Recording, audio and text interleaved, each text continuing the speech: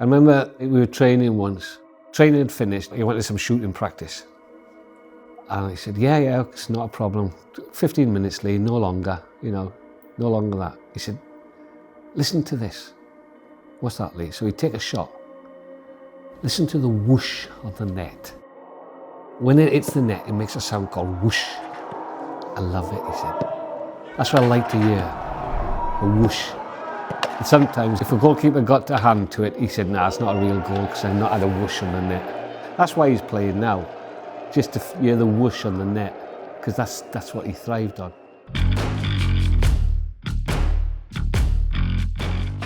Usually you'd have little boys, want to copy Ronaldo or Fernando Torres, like with the hairstyles and stuff. You'd walk around the streets or you'd go into the schools or whatever doing your community work and you see all the kids with the Trundle haircuts and Magic Daps. And I think every kid in Swansea, at a certain point in time, everybody had a Lee Trundle haircut on the little kids, And you just have them walking around with like dodgy spikes. I think one kid went for the mullet. I bet his mother was delighted with that one.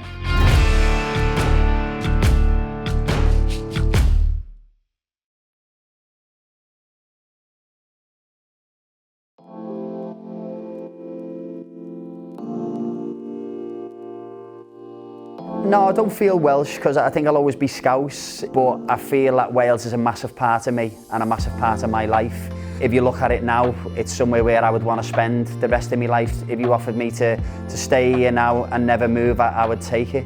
Wales as a country has done so much for me. I think when any footballer comes to a football club, one of the things that you want them to do, as well as perform on the pitch, you want them to embrace everything. It's more how he just got us straight away. He understood the environment, he got what football meant to our community. When he talks about Welsh football and his time in Wales, and obviously he's still playing in Wales, that like his face just lights up.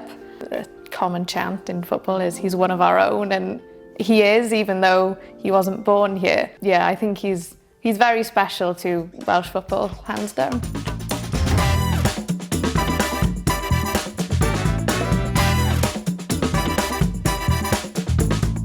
My first memory would be just in the street.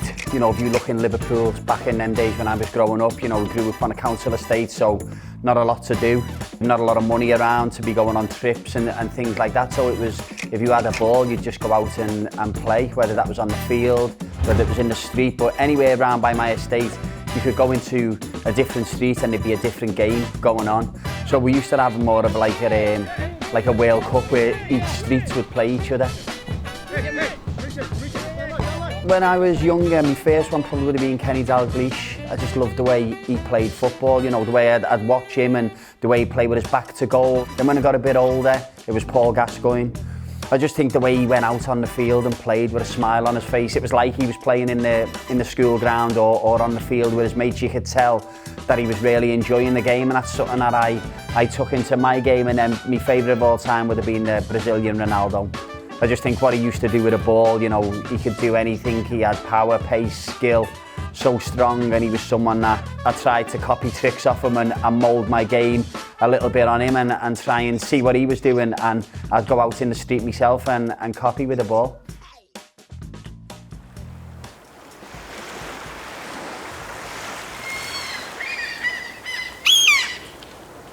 If I'm honest, I didn't want to go.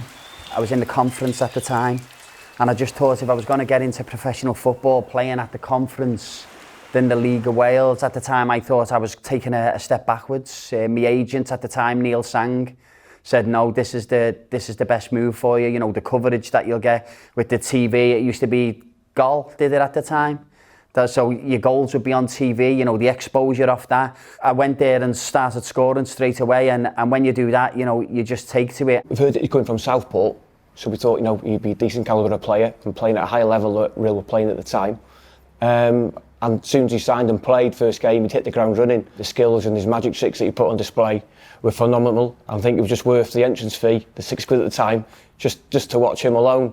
The fans loved it and they took to me straight away. And I think once the fans do that with you, it gives you that licence to go out and perform and to go out and try different things. And that's what I felt when I first went to Rhyl. I felt confident to go out and try them things. And for most of the time, they were coming off. The talk of Lee, is Lee playing? Is he starting? Is he going to start 11? Everybody, he was drawing the crowds in his games at Rhyl at the time, yeah.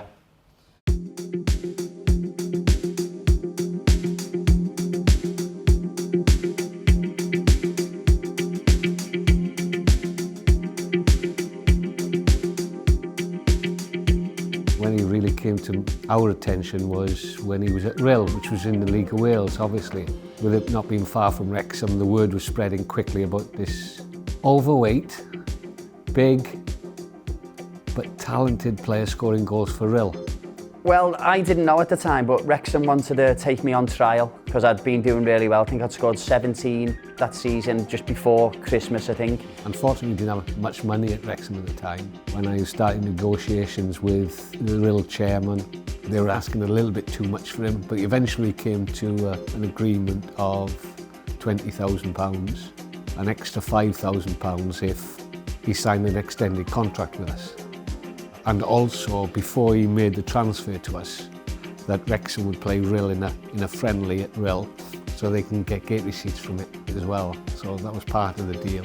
In that game, I'd scored a hat-trick, but I felt that I had that respect because they'd seen what I could do on the field. That gave me confidence to go and train with Wrexham. So I trained on the Thursday to Friday. I played for the reserves on the Monday against Blackpool at the racecourse, scored 2, and then signed after that.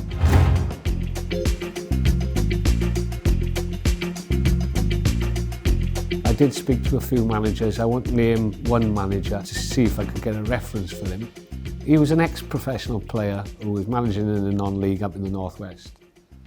So I phoned him up and said, "What's your view on Lee Trundle?" "Fat, lazy sod," he said. I always believed in my ability, and the thing that was holding me back was my attitude and my application. You know, I never lived my life as a professional. Even though I'd go and play football on five-a-side, I didn't train hard, I didn't live my life right off the field. But once he came into Wrexham, football was the one and only thing that he wanted to do, and he wanted to impress, and the one thing that brought him to life were goals. He thrived on goals. Well, I remember Brian telling me a story as well. I played for Rhyl up in Port Talbot on a Sunday afternoon, and Brian's dad was watching, and I scored 4 that day. And Brian's dad said, "I've just seen a kid at Rhyl, you've got to go and sign him." He came down and played at Port Talbot for Rhyl. And my dad, obviously born in Port Talbot, lives in Port Talbot. I went to see him and I phoned my dad up that night. He said, "What do you think of Lee Trundle?" He said, "Bri, he's different." With Flynn, you know, he's someone who in my professional career was massive. You know, someone I will still speak to now. Still call him Gaffer, because I still see him as my manager. And, you know, in professional football, give me my best start. And he signed me at Wrexham.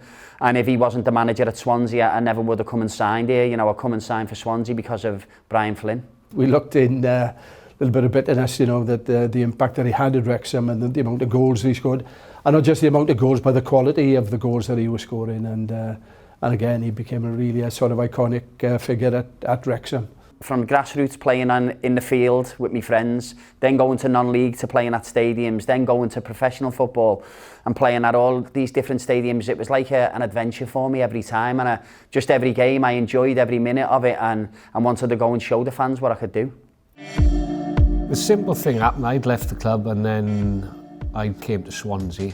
The manager at the time at Wrexham, Lee wasn't his type of player. When it came to renewing his contract, and he saw the clause, which was an extra £5,000 to Rhyl when he receives another contract. That was part of the transfer deal. He felt he wasn't worth it. So in effect, Lee became a free transfer. He just avoided sort of dropping into the conference. So it was the first season after, and it was a question of a bit of a rebuild. But certainly Trunds was featured, as I say, probably top of the list in a list of players that we had to try and sort of take the club forward. You know, we said that, you know, that can never happen again. The fact that we had to, you know, we almost dived out of the league. I sent Kevin Reeves, and Kevin Reeves was my assistant at Swansea as well. Basically babysat him for 2 months. I was never away from him, persuading him to come to Swansea. Kevin's got to take a lot of credit for persuading Lee to come down. I hadn't seen anything of Swansea yet, so he brought me down to Verdi's, had a little bit of food there, back down to the Vetch. So we looked around the Vetch, looked around the stadium, and one of the first people I seen was Sue Eames, who was our kit woman at the time and been a massive part of our football club. And she had a chat to me as well and said, "Oh, are you going to sign?" And I said, "Oh, I don't know yet." And she went, "Well, this is the place that you need to be."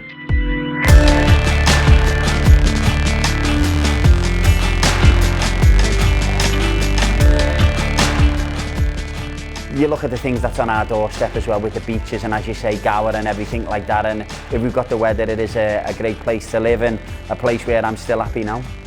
He loved Swansea, loved the area, loved South Wales. He entertained and he thrived on goals. And all of a sudden, ex-players came back and the crowd started to go up. And a lot of that was, I would say 100% almost down to the fact that Trunds was the main man. And he played a huge part in the renaissance and the recovery of the club. First impressions, he come to training. We done the bleep test. I think it was the first session he come as a bleep test, and I looked at him and I was thinking, is he gonna be the first one to drop out here? Because he wasn't he wasn't in the best of shapes coming back from a summer.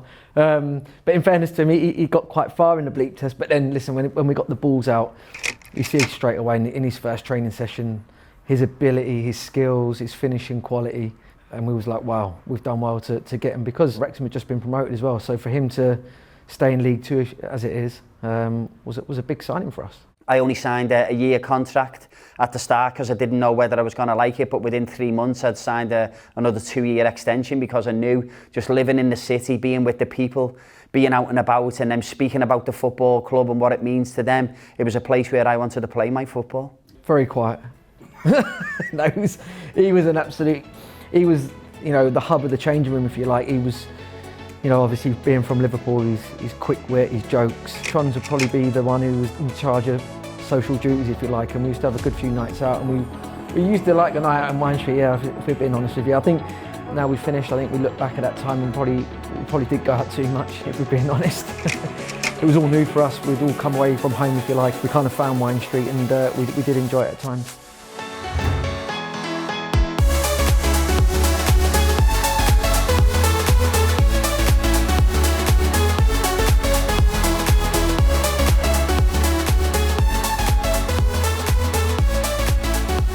You think of some of the goals that he scored. I mean, you know, he came to us when we were at the Vetch, you know, and there were some outstanding moments of brilliance. He upset one of the managers by rolling the ball. It must have been Huddersfield. And he upset the manager by rolling the ball sort of over his shoulders. And then when we moved to the Liberty again, it's a bigger stage for him. And he scored a goal against Yeovil. The keeper sort of made a clearance, and then Trunds has controlled it on his chest, dropped the ball, and it's sort of, you know, it hit the ball, returned it over the keeper's head into the top corner. He was capable of scoring all types of goals, but he tended to specialise in his spectacular goals. Probably a couple of moments that stick out in the mind. I guess Trunds probably says it's maybe his best goal that he scored, I'm not sure, but the Carlisle game in the LDV Vans Trophy at the old Millennium Stadium, the biggest stage probably for a lot of us. It was a final, it was in a big, you know, big stadium. I think there was maybe 50,000, or there was a big crowd anyway. So for a lot of us, it was the big moment.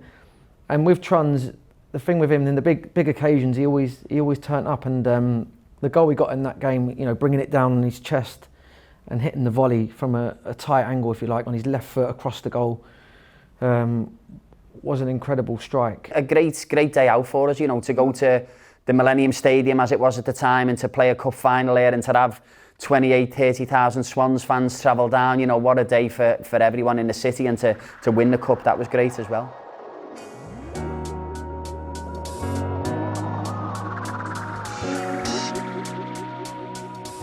The word Daps in South Wales means the trainers, doesn't it? What you take to school.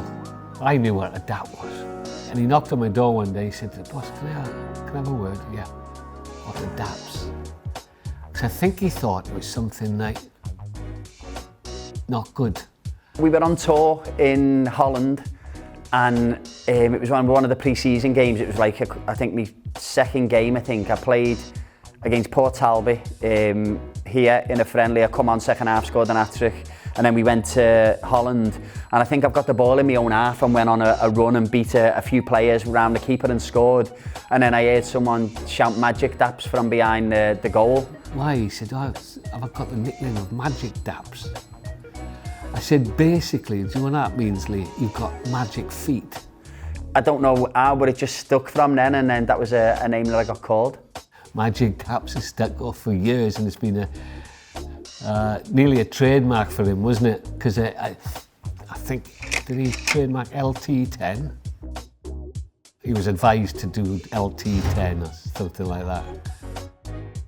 Good luck to him.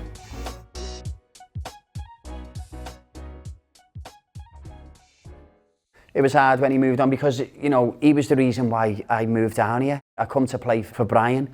So, I felt sad that he went because he was someone who gave me my chance in football. Yeah, we kept in touch, we spoke with each other. Unfortunately, Bristol didn't turn out good for him in many ways. I'm sure when you speak to Trunds and you ask him about his time in Bristol City, because, you know, he comparatively, you know, he didn't really succeed there. I certainly wouldn't call him a failure.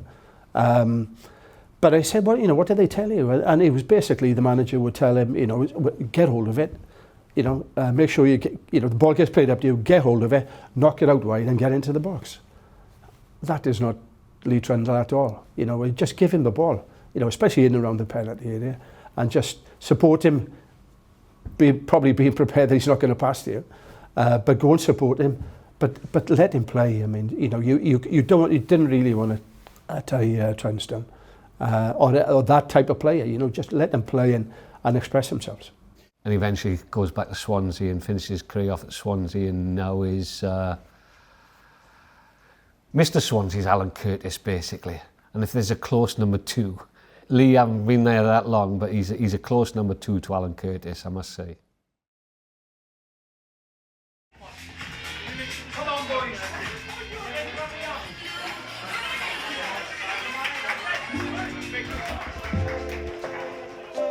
It is very unique because, you know, I think he turned professional quite late, and having known him for a couple of years now and speaking to him about his experiences playing through the non-league and, you know, playing in the Welsh Premier League before then signing for Wrexham and then obviously Swansea after. You know, the fact he's kept going, he's in great condition for his age. To go almost full circle and just to keep going at a decent level is a unique story. I think what's so special about Welsh football and the domestic leagues we have here in Wales is that you've seen so many ex-pros now come to the league. That speaks volumes about Welsh football at a domestic level and where it is right now, and that they just want to enjoy their football. And yeah, the fact that Trunds is in his mid to late 40s by now and he's still going. I'm pretty sure you could still play at Welsh Prem level and he'd still be banging in goals every week. When you've got players like Lee Trundle coming into the Welsh leagues, of course it gives it more clout. And of course it generates that interest and the excitement that, you know, you'd hope outside media organisations might have helped a little bit more with, but it's players like Lee Trundle getting involved that generates that interest and gets people talking about it and hopefully keeps them involved, you know, long after Lee Trundle has gone. But I remember when he played for Neath, which is my hometown, and he came to Neath, and I'd always go down if they were playing on a Sunday, and when he joined, the buzz around the club was like never before. People wanted to see him because what he had, he never lost. He was still able to do those tricks, he still had the skills, he still had that magic. I played well into my 40s in a Welsh league and local league, Mumbles Rangers even. So, you know, but it becomes a time when, you know, you can't do it. But Trunds certainly at the moment is got the enthusiasm and as I say, he's got the ability to keep on playing. I don't want to say that ex-pros from the English league coming across is a benefit, but I think ex-pros in general coming to apply their trade and not finding it easy, I think that shows the quality we've got in our country, more quality than I think people realise. I enjoy watching the Welsh Premier League. You know, you got some good players who can go on and play at the professional level, and that's what I'd like to see. You know, if I see anyone, I try and pass the name on to different people, because that's a path that they could take as like I did.